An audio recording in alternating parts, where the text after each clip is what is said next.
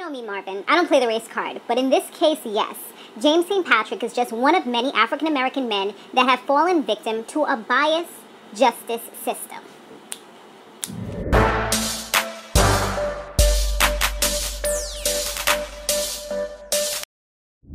Hey, what's up? What's going on, everybody? You have now tuned in to my power recap. We're back again. Aren't you guys super duper excited? So before we start, all right, let me tell y'all something, right? So you know how they keep on saying that James St. Patrick, his DNA was found under the skin of what you call it? It was found under his skin, under Greg Knox's skin. And I'm like, but how? Did something happen that I kind of forgot? Guys, if you know, let me know down below, because I'm like kind of lost with that. I'm looking back, I'm thinking back, and I'm like, I remember they had an encounter at one point, but with that encounter, when he pulled him over, they didn't touch or anything like that. And when he was in the house, he was like a ninja. Like, he was real silent. He ended up going on the ledge. It was no time that I could remember him touching him. So how could his DNA be under his skin? I mean, under his nails or anything like that. So, yeah, I was wondering about that. So if y'all know, definitely let me know. Let me see if I have any. Let me see something. Hold on. Wait a minute, you guys. Okay, so I do have some shout-outs from what I see here. Shout-out to Demetrius Allen, who was like, Charlie Murphy was alive when he was on season 4. That's why they didn't RIP him. Okay. Yeah, but I mean, a lot of times, the only reason why I asked that is because a lot of times, even after someone passes away, like even when they know that this show is going to come on and the person's gone, like a lot of times they'll just put it at the end. Like they'll just edit it because, I mean, I don't know. It shouldn't take that much to like edit something and put it. Or maybe they're waiting until his last scene that he's going to be showing on here, perhaps. I don't know. I guess it wouldn't make sense to put it after each and every episode that he's in. Maybe the last one that they show him in. That would be a good idea, you know? Because, yeah, all you got to do is edit it before you press play. I would suppose. I mean, I don't really know how it works with TV, but I know if it was me, like, all I had to do was, like, pretty much edit it. Okay, let's see. And Rainy J, that's another one I'm going to give a shout out to. Nice to see you back. Looking forward to the season. Yes, I'm definitely looking forward to the season as well. I liked the first episode. My favorite part was the FBI agent eyeing Tasha and Ange during the search warrant search. Yes, that was so true because he was looking like, this is a little bit awkward. So you guys know each other. Like, he was giving them that kind of look. All right, so let's go ahead and talk about the episode. So, to start off, Ghost, his face was looking super puffy. We could tell that something wasn't right with him. I mean, we saw him get beat up bad by the 2 cops. And yeah, he was even like peeing blood. So they probably like hit him in his kidneys or something. I'm like, don't he need to go to the doctor? Don't they have like medical doctors in prison that he could go to? Because yeah, something's not right inside of him. Tariq, he's what happened with him?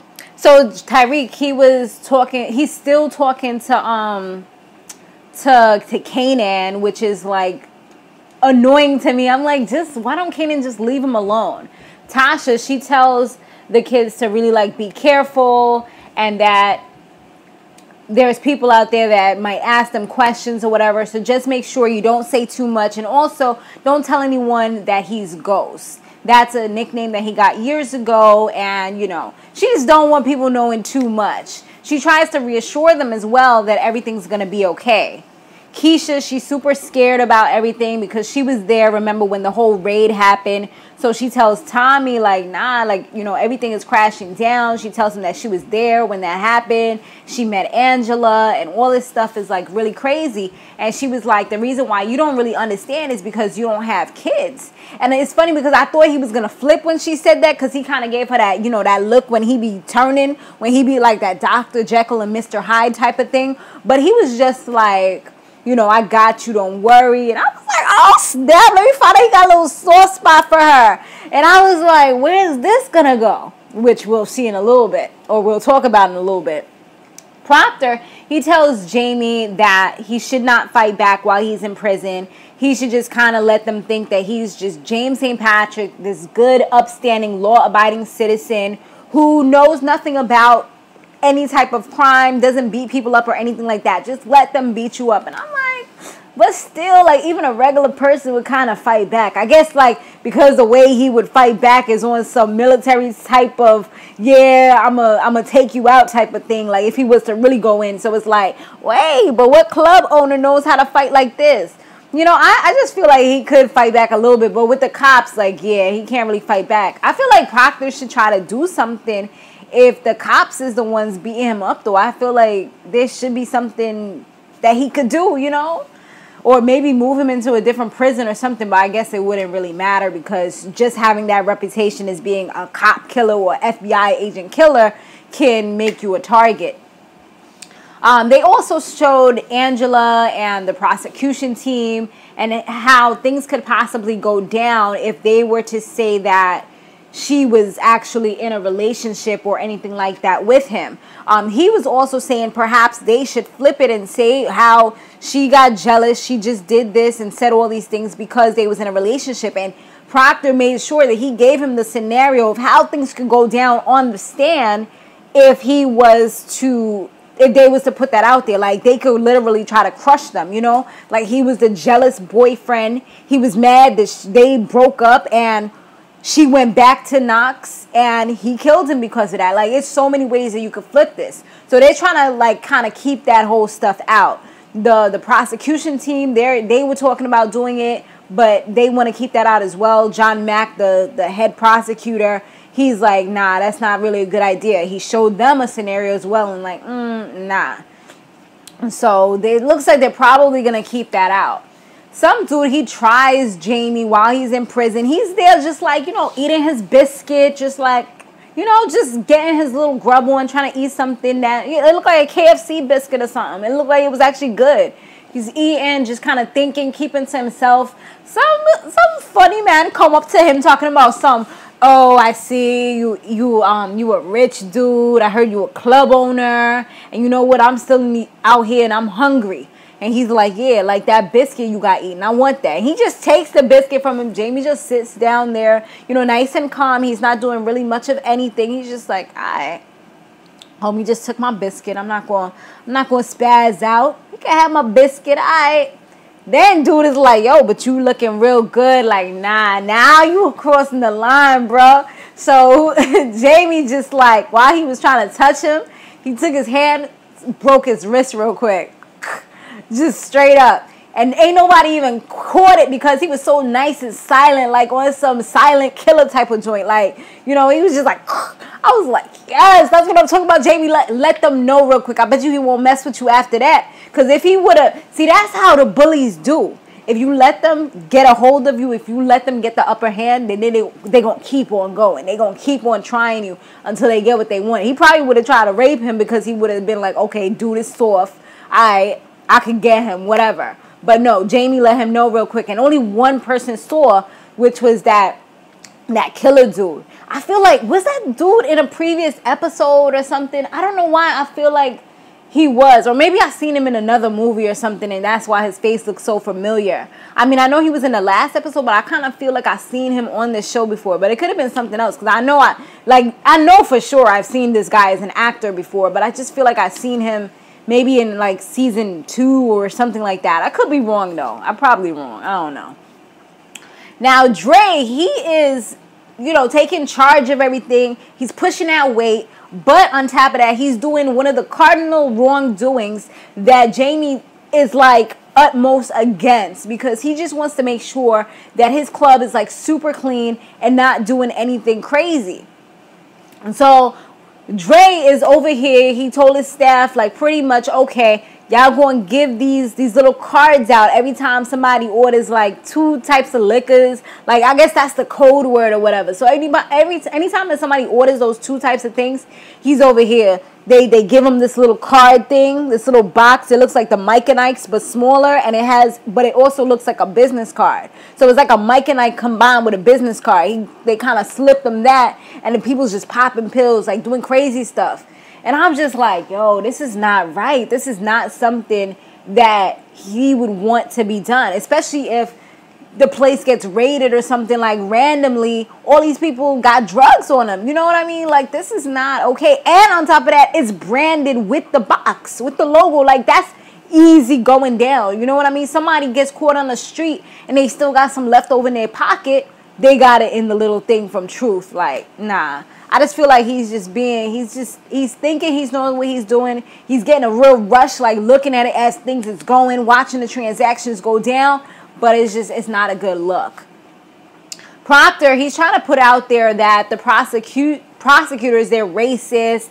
And they're pretty much just trying to get James St. Patrick because he is an African American. So, you know, he tried to play like, you know, I'm not really talking about, you know, the race card. I don't want to be pulling out the race card. But, you know, that's what it seems like it is. And the prosecutors, they wasn't really liking that. They're like, nobody even in here is white. And I forgot the other dude's name, but he was like, well, I kind of am. But, you know, everybody else is like, John Mack, he's Asian. The other guy, he's black. Angela, she's Hispanic. You know what I mean? So it's like nobody's really white except for him.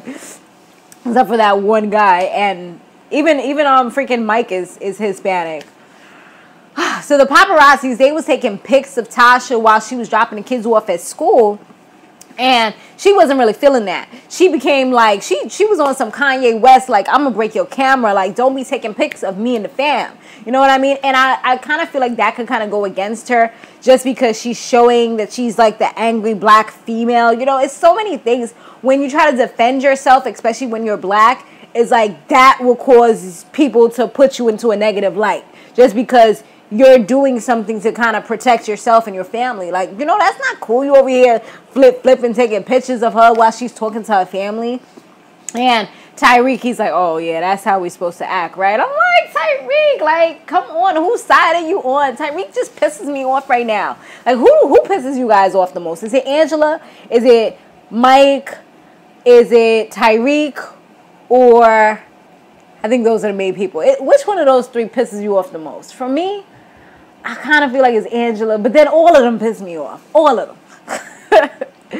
So, meanwhile, like I was saying earlier, Tariq, he's still talking to Kanan. He hit him up again, like trying to get advice and stuff from him. And I'm just like, and Kanan's like, yeah, just go ahead, go to the prison, see him because I'm gonna need them to make sure they trust you because we're gonna do something later on. And I'm like, Tariq, like, are you longing for somebody to be in your life that badly that you going to this dude?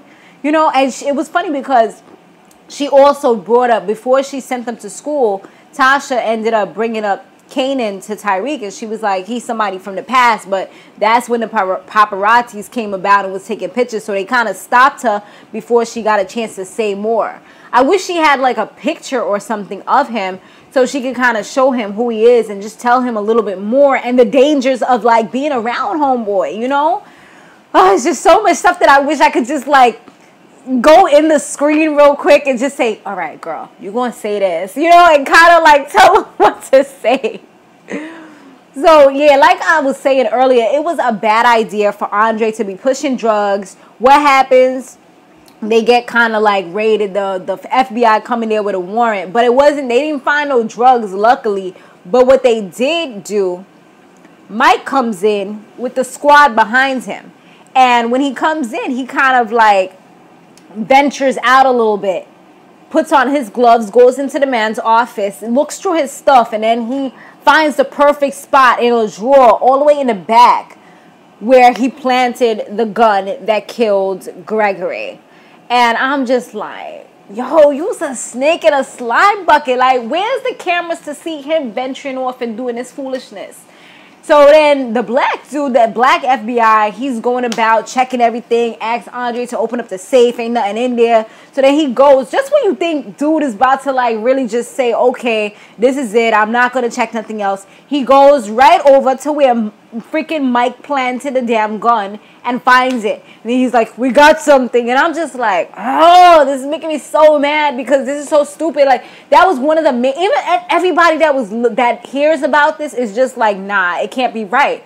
Because even Dre was looking like, nah, something ain't right with this. You know, he ain't really say nothing, but he was just like, because remember, didn't he have a conversation at one point with Dre telling him, okay, make sure there's none of that stuff, no guns. He's like, but how are we going to protect ourselves? He's like, nah, he don't want none of that stuff in the club, whatever. Like, those were some of his rules. He didn't want anything that would make him look like he was like some cartel, big kingpin type of man or anything like that.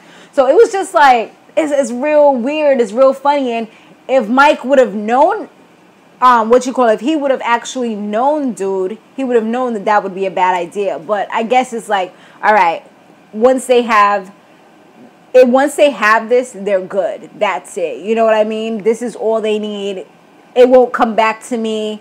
There will be no problem, etc., etc. So that was his main focus. He just wants to make sure that heat is not on him, and he sees that it's on Jaime. So he's like, you know what? It's on Jaime. Let me burn him right now since he's already in heat. Tommy goes to see LaKeisha, and I saw him looking at her like she was a snack, and I'm just like, something ain't right here. Something about to go down, and what happens? It goes down. Before she lets it go down, she kind of asks him a little bit like, oh, but what about Holly, you know? And he's just like, nah, Holly's not even around right now. Like, that's nothing to worry about right now. And it was funny because at the end, like the next day, he asked her, have you ever played in snow before? And she was saying something about it comes in all sizes. You never know what you're going to get or something like that. And he was just like, well, this time around you got a blizzard. I'm like, ew, you think you hot? That's why Holly was hooked, I guess. So then, yeah, but she did tell him, like, not to tell Tasha anything because she's like, everything that she has, Tasha takes from her. You know how sometimes you have a friend that's your bestie or whatever, but sometimes, you know, it's like you're almost always in competition with them. So I kind of feel like that's how they are. They're real close and whatever, but it's like Tasha always gets the good things in life, you know, and she's always kind of left with the seconds, and that's kind of how it was. But with Sean, she ended up taking Sean. Now with the business, she ended up taking her legit business and making it dirty. So that's what she was kind of saying, and he was like, you're right, you know, I don't want her to find out about it either. So, you know, mum's the word. So I'm pretty sure he's gonna keep quiet about everything. So now they're looking to kind of take the prosecutors and them. They're trying to look to take down Tommy as well and kind of link him to the case. And I'm like, I thought that because of the last case that Tommy was in, remember when Proctor had did that big thing on the stand and he got him off? He was like to pretty much take him away, or I don't know what the word was called, but he said to pretty much make sure that he's not involved in anything and they won't harass him anymore. So I'm like, how are they trying to put him back in it? I guess they would have to have some hardcore solid evidence before they would be able to put him back up on the stand again. Because from what I thought, it was like, no, this cannot happen, you know? Tariq, he goes to see Kanan, and he teaches him like how to open up the door like a criminal, basically like Jimmy the Lock. And then he also, it was funny because Tariq asked him like, oh, have you ever heard of Kanan? And Kanan was just like, yeah, I heard of that dude. He's from back in the days, but that dude's dead. And I'm like, yeah, all right. They're going to find out. You keep going. You keep lying. They're going to find out. But Tariq going to find out. He never going to trust you again. I want him to like open his eyes. I want somebody to like tell him something, show him a picture. Like him and Tommy or somebody need to have like a heart-to-heart, or Dre just need to spill the beans or something. I don't know. Proctor tells James that things are about to get real. All right. And he may need to, if he was him, he would consider flipping the case around, because right now they're going to possibly offer him to trade out Tommy as like a big kingpin. And if he puts him as a kingpin, something about he'll get the death penalty or something along those lines. So Proctor was saying, you know, you got to do what you got to do. And he's like, nah, like Tommy's my boy. Like, you know, he's not about to do something like that. He's like, at the end of the day, it's not you that's here. And Proctor was just like, you know, I would consider it though. But, you know, that's the thing about James. Like with certain people, he's loyal to a fault. And it can get him into some trouble, you know. Like even with Angela, despite the fact that he left her, he did it because he was trying to protect her at the end of the day from this crazy dude. And yeah, his loyalty is probably going to make him go down, because if he doesn't flip it, like, that's his only option that Proctor's throwing out to him or can see for him right now. The feds try to put a tracker on Tommy's car, but the crazy thing about it was that Tommy's mom had came to see him. She took the train, and he ended up at that same moment, that same day, he ends up giving Tommy's mom, he ends up giving his mom the same car. So they gonna be tracking her instead of tracking him. So it kind of blew up in their faces, so to speak. Now, the prosecutors, they put the death penalty on the table. And it looks like it was approved. So if they do convict, he can possibly get the death penalty. And John Mack had told Angela this, and she looked like somebody had straight up punched her in the face. Like, she just looked like she was blown away. And she was telling him, like, I didn't even know that was up for discussion. And he was just like, well, it was, and it was approved. And she tries to go and sit with them. And he's like, no, you can't sit at the big boy table. I'm sorry. He pretty much was like, we'll keep you informed. But because of what's going on and how serious this is, you're not going to be able to be around. And I know that she feels, and she's looking real stupid, because she just straight up acted on impulse, acted on what she thought she knew. And at the end of it all, you're going to be looking stupid, and she's going to be apologizing to him. I'm feeling like she's probably going to have to, like, go on stand and just kind of sacrifice herself or her job. She's going to have to let them know that she had a relationship with him. I don't know. She's going to have to do something, because, yeah, she overreacted, and look at things now. When Proctor, he goes to meet Jaime again, he tells him the bad news about the fact that he might be going down for the death penalty, and he just looks like he's devastated. You know, it was just like one of those, like, it just got real. Like, it was real before, but it got really real, you know? And Tasha hears the news as well, and she just looks like somebody just stole her guts, threw it out on the floor, and just kind of like stomped it. Like, she just really looked lost. She actually went to go see Angela, who was like just drinking and sulking in her pain, and just like a bowl of pittiness. And she goes to visit her, like, you know, he didn't do this. Like, you wanted to have my kids in here. You talking about you wanted to be with him, and you trying to make him get the death penalty. Are you serious? You trying to put him down? And she was just like, well, you know, you're not supposed to be here. Like, she knows that she feels bad about this whole situation, and she didn't think that it was going to go this far. She probably just wanted to put him in jail, get him locked up for a while, but she didn't think he was going to have to die. You know, that's like a whole nother thing. Like, you could never, ever, ever see this man again.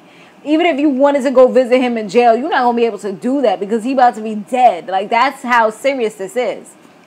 And Tasha was just like, you know, you're lucky that you're a cop, because if you wasn't, it would have it would have went down, okay? And she was like, well, I am. So you can't touch me. Basically, like, taunting, like, well, I'm a cop. You can't do nothing type of thing.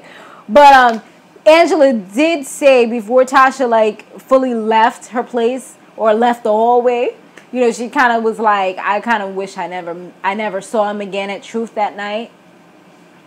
And Tasha was just like, yeah, you and me both. Because, I mean, once that happened, it just kind of was a whirlwind of madness for Tasha. That's like when her whole world kind of blew apart. Because up until then, he was pretty loyal to her from what it seems like. You know, he seems like he was handling business. He was there for her all the time. But once the old flame came back, it's like he couldn't resist himself, you know, because that was the person that he really and truly wanted to be with. It was almost like Tasha was like holding the spot or something like that. Or it's almost like Tasha was like I'll settle with you because I can't have or be with the person that I want, because the person that I want left to do better things with their life. But you're still in the hood. You're still here where I am. So let's just do the damn thing. And plus Tasha was always down for him. She like was holding guns and stuff for him when he could have went to jail. So he saw that as, okay, you know, you're here, you're down for me, you're loyal, you'll do anything, so let me just make a family and be a man with you, you know? Let me just settle. instead of being happy and going for what I really want. So following that, Kanan, he runs up on Andre and like straight up like chokes him out. And he says, did you tell Tariq that I was Kanan? And he's like, nah, I didn't do that. What are you talking about? He was like, yo, you better not. And he was like, yo, but ain't I paying you so you could stay away from him? And he was just like, nah, you done made too many enemies everywhere. He was like, actually, what you're doing now is you're paying me to stay alive. And I was just like, well, hot diggity damn. At least he told the truth. Because before when Andre was like, you know what, I'm going to pay you, just stay away from him. He was like, all right, you know, but he had that little smirk in his face. So I knew he was lying. But now at least he told the truth, like pretty much, I don't care how much money you giving me. I'm going to do what I want to do when I want to do it. And you can't tell me nothing, pretty much. And, yeah, so you're just paying me so I don't kill you. And I'm like, yo, Andre needs to step up, be a man, come up with his little goons or whatever, and do what he got to do. Like, just like how y'all took homeboy down, that Russian or Slavic dude, how y'all took him down. What was his name again? Y'all know who I'm talking about. The Russian Slavic dude. Just like how they took him down, they need to devise a plan to take him down as well. Or he needs to, like, talk to Jaime on some sly tip and be like, yo, don't say anything. I don't know, like, just because I feel like Jaime, if he was to tell him, at least he would be on guard. He would know that's, I mean, what else could happen? You know what I mean? Like, just tell him, be on alert, don't say nothing, because if he does, he'll probably kill me and he'll kill my daughter. Like, just tell him the real, put it out there, because if you tell James something like that, at least he'll be on guard and he'll know he can't tell certain people, he can't like put it out there, because it may not only kill him, it'll kill his child. Because I feel like James really does have a heart, especially when it comes to kids and things like that, you know? So James, at the end of this all, James calls, Jaime, he calls up Tommy, and he was just like, he needs him. He's like, you know, they about to give me the needle, and I need you to take care of my family. And he was just like, you know, I got you. And I can't really tell if he really feels like, you know, this is the end of it. You know, this is over. That's it. Or if he kind of means like, I really need you to like do something like, you know, like some code word. Yo, homie, you know, take care of this business. Make sure you talk to that connect. Like, you know, like something that we don't know. So I'm like, is he really like, does he really feel like he's defeated and it's over and he just needs somebody to make sure his family's good? Or is that code word for something? We shall see, you guys. Thanks for watching. I hope you enjoyed my video. Stay fabulous, live free, and soar limitless. I'll see you in the next one. Later.